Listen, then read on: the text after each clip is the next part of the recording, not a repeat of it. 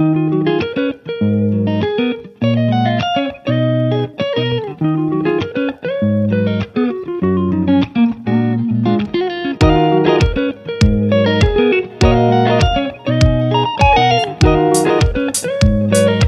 و عرض ادب خدمت همراهان عزیز.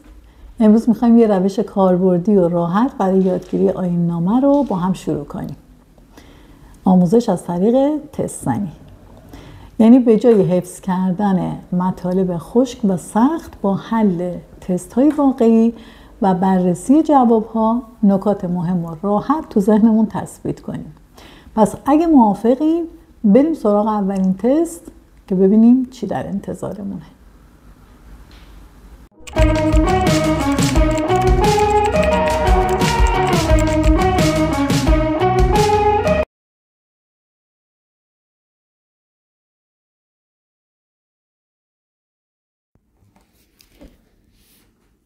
تست شماره 1.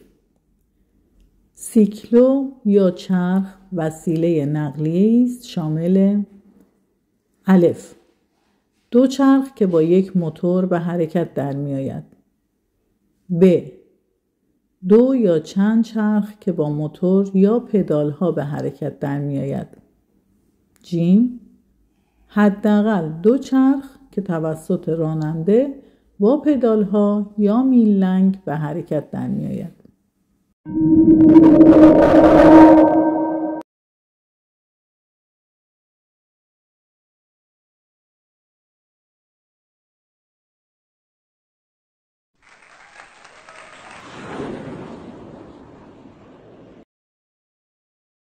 Ciclo es el vehículo de A. Dos ruedas accionado con un motor. B. Dos o más ruedas accionado con un motor o con pedales.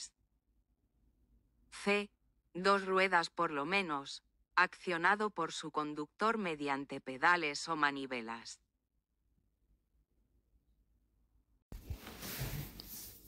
در تست شماره 1 چرا پاسخهای اول و دوم صحیح نمی باشد؟ لطفاً برای من کامنت